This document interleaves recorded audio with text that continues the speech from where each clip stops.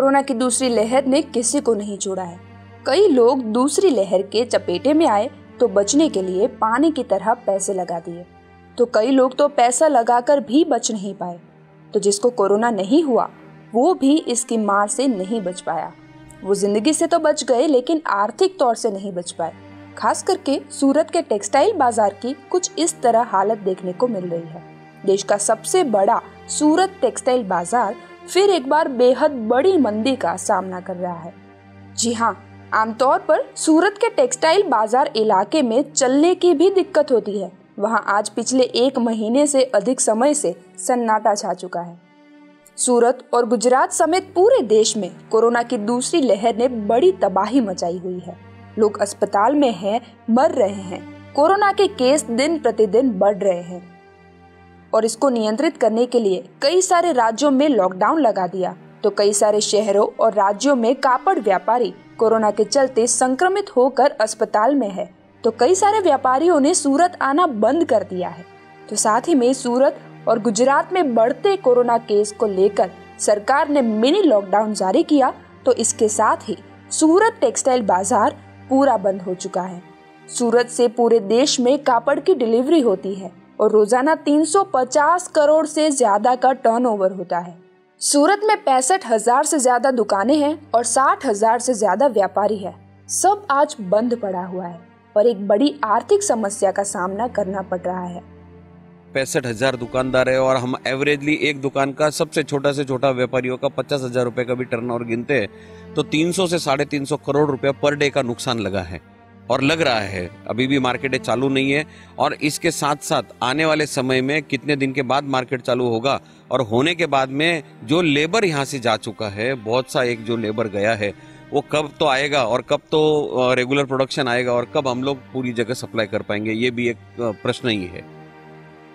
हालांकि सूरत समेत गुजरात में तो कोरोना के केस बढ़ना कम हो चुका है, लेकिन देश के दूसरे राज्यों की स्थिति आज भी बेहद गंभीर बताई जा रही है। इसीलिए सूरत समेत गुजरात आने वाले दिनों में शुरू तो हो जाएगा, पर सूरत का टेक्सटाइल बाजार शुरू होते हुए भी बंद जैसी स्थिति में रहेगा, क्योंकि व्यापारियों को मार्च से लेकर मई महीने के बीच रमजान और शादियां होने के नाते कपड़ों की खरीदी अधिक होती है। ऐसे में इस बार इन महीनों में कोरोना का दूसरा वेव उनकी उम्मीदों पर पानी फेर चुका है। जिन महीनों में व्यापार की सबसे ज्यादा आस बनी रहती है, वो आस इस बार कोरोना की दूसरी लहर में बह गई है। इस बार तो व्यापारियों को बड़ी आर्थिक तंगी का सामना करना पड़ रहा है।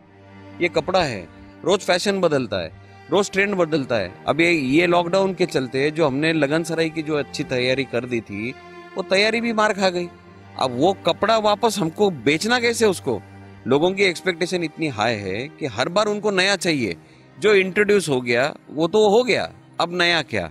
ये कैलकुलेशन में तो जो इधर करोड़ों रुपए का जो माल बना है, हमको तो उसकी भी फिक्र लगी है, क्योंकि अभी तो कोई सीजन ही नहीं है, ना लगन सराई है, ना कुछ है, ना कुछ शादी ब्याह के बड़े त्योहार होने वाले अभी फिलहाल। तब तक जब तक नया सीजन आएगा तब तक वो ओल्ड हो जाएगा, तो वो भी तो मार पड़ेगी।